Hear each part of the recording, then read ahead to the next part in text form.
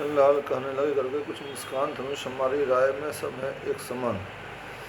परशुराम लक्ष्मण से संवाद। श्री महाराज, तुम ब्राह्मण इसलिए मुझे यह कहना है, तुमको यह जेब नहीं देता जो क्रोध का जेवर पहना है। यह कहना है राजपूतों का जो पहना जाता है रण में अपराध क्षमा हो। महाराज चाहिए शांति ब्राह्मण में। लक्ष्मण लाल जी जो है मुस्कुरा करके जो है परशुराम से कहने लग गए जो है कि सारे धनुष एक ही समान होते हैं, और है महाराज आप ब्राह्मण हैं इसलिए मुझे यह कहना है, तुमको ये शोभा नहीं देता क्रोध का जो जेवर पहने हो। ये गहना राजपूतों का है जो सिर्फ रण में पहना जाता है, युद्ध में पहना जाता है। अपराध क्षमा हो महाराज, चाहिए शांति ब्राह्मण में। और ये महाराज मेरा अपराध क्षमा करिए, ब्राह्मण के अंदर शांति होनी चाहिए। लाल जी जबकि ऐसा वचन विरोध परशुराम के हृदय में बढ़ा और भी क्रोध। लक्ष्मण जी ने, श्री रामचंद्र जी छोटे बाबा लक्ष्मण जी ने जब ऐसा वचन कहा तो परशुराम जी के हृदय में क्रोध और बढ़ गया। बोले शट तुझे हुआ है क्या है जो बात काटता जाता है, क्या नौतारा ये ब्राह्मण समझा जो मुझे डांटता जाता है।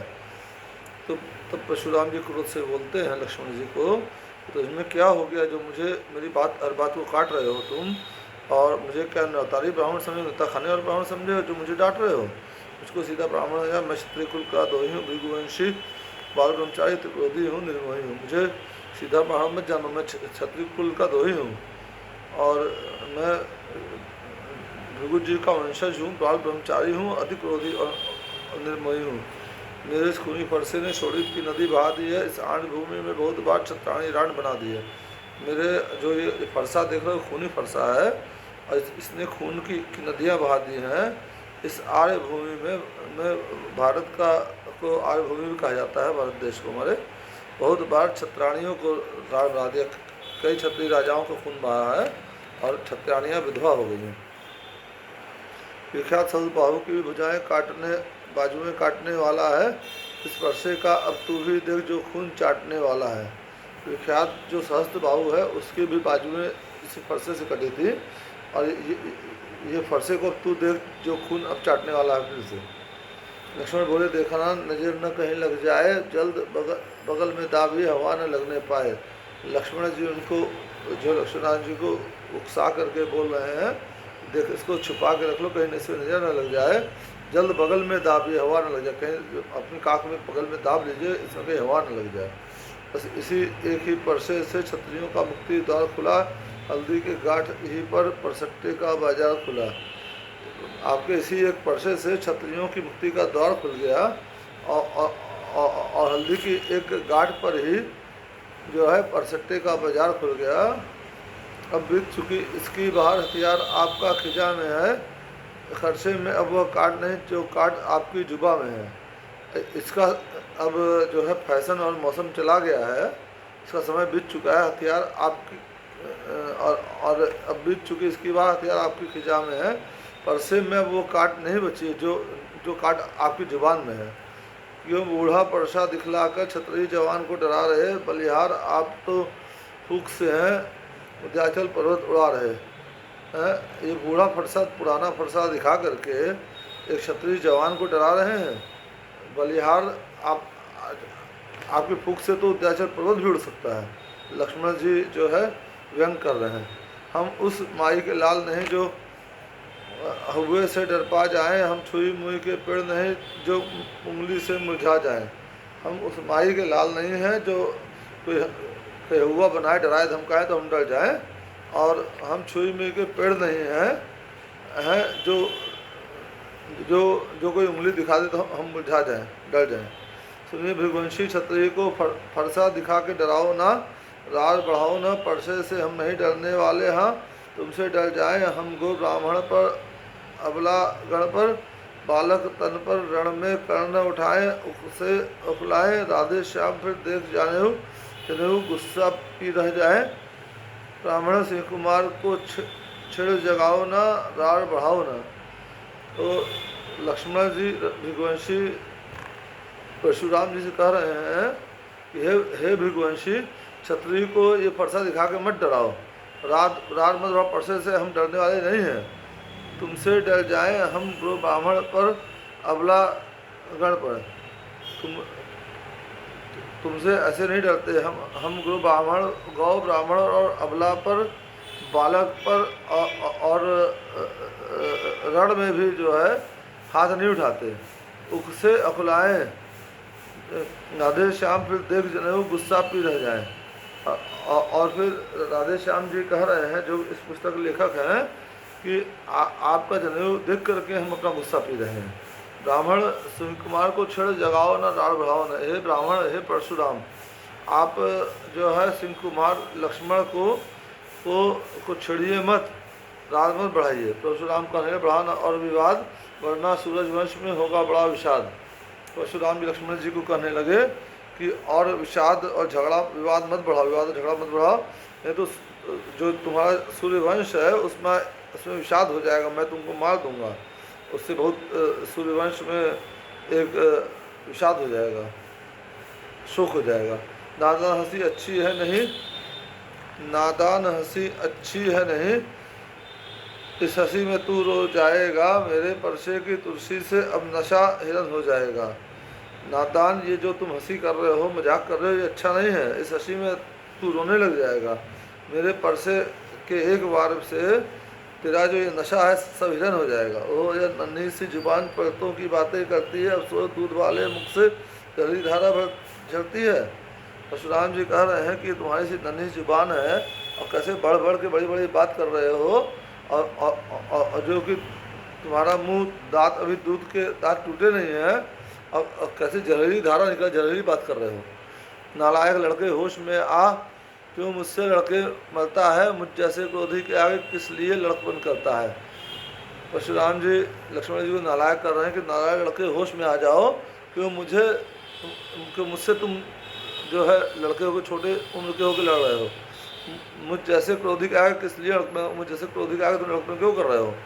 लक्ष्मण जी ने फिर किया ऐसा वचन विरोध, रहे आप ही की तरफ नाथ आपका क्रोध। लक्ष्मण जी ने फिर जो है ऐसा वचन विरोध किया, उनका प्रतिकार किया कि जो ये क्रोध है ये नाथ आप ही के पास रहे। श्री महाराज, हम लड़के हैं, लड़के ही लड़कपन करते हैं।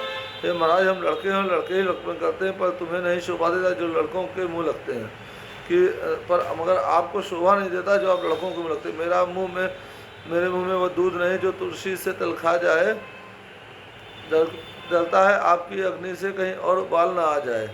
मेरे मुंह में वो दूध नहीं लगा है जो आपकी तुलसी आपके के ताव से, आपके क्रोध से डर जाए। मैं डरता हूँ आपकी अग्नि से कहीं और उबाल ना आए, मैं डरता हूँ खाली अग्नि से कि आप और क्रोधित ना हो जाए। घी पड़ने से जिस तरह आग और बढ़ जाए, उसी तरह आगे बढ़े परशुराम ऋषियाए। घी पड़ने से जिस तरह आग बढ़ जाती है, उसी तरह परशुराम जी भी लक्ष्मण जी की तरफ ऋषि आगे बढ़े, गुस्सा आगे बढ़े। तभी पर लक्ष्मण को उठे सच्चिदानंद, जल समान शीतल जन बोले रघुकुलचंद। तभी लक्ष्मण जी को एक तरफ करके सच्चिदानंद श्री रामचंद्र जी उठे और जल से समान शीतल मधुर वचन धीरे से बोले। रघुकुलचंद श्री रामचंद्र जी बोले, स्वामी बच्चों की बातों को विद्वान न बुरा मानते हैं, जो बच्चों की मुक्त गंगा है, अनुचित नहीं मानते हैं। स्वामी जो है श्री रामचंद्र जी स्वामी बोले परशुराम जी को कि बच्चों को बातों का विद्वान बुरा नहीं मानते हैं, बच्चों के मुक्त गंगा है, अनुचित उचित नहीं मानते हैं। बच्चों के मुक्त गंगा है, उनको ये नहीं मालूम है क्या उचित है क्या अनुचित है। विप्रों की नाई तुम आते तो प्रभु यह सहलेता लाते, वीरों का वेश देख कर ही इसने भी की इतनी बातें। अगर आप ब्राह्मण की तरह आते तो आप लात भी मारते, 2-4 लात मारते तो हिस्सा लेता, लेकिन आप वीर का वेश बना के आ रहे हैं, इसीलिए ये इतनी बातें कर रहा है आपसे।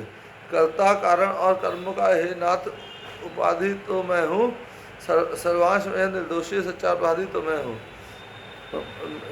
धनुष तोड़ने का कर्ता और कारण और कर्म मैंने ही किया है, नाथ उपाधि तो मैं हूँ, सर्वांग में यह निर्दोषी है, सच्चा अपराधी तो सही में ये निर्दोषी है लक्ष्मण, और सच्चा अपराधी मैं यह सुनकर कहने लगे परशुराम लड़का अपराधी के वास्ते है कुठार की धार।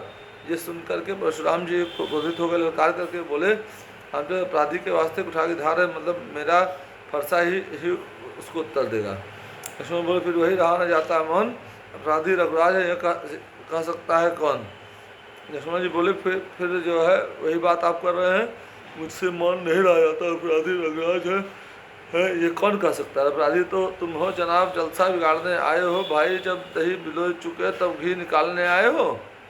लक्ष्मण जी कहते हैं अपराधी तो तुम हो जनाब, जो इस जलसे को, इस कार्यक्रम को, रंगभूमि में जो मेला लगा हुआ है, देश विदेश से राजा आए, इसको तुम बिगाड़ने आए हो।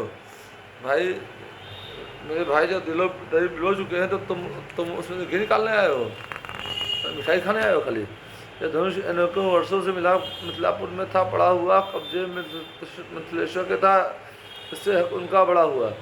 ये धनुष अनेकों वर्षों से मिथिलापुर में, मिथिला देश में पड़ा हुआ था, कब्जे में मिथिलेश्वर के था, मिथिलेश जनक जी के था, तो इसलिए उनका हक बड़ा हुआ है। जिसका हक था उसने ही उसे अपने आगे तुड़वा डाला। अब कहिए तुम होते हो कौन, हुक्म जो करते हो गड़बड़ झाला।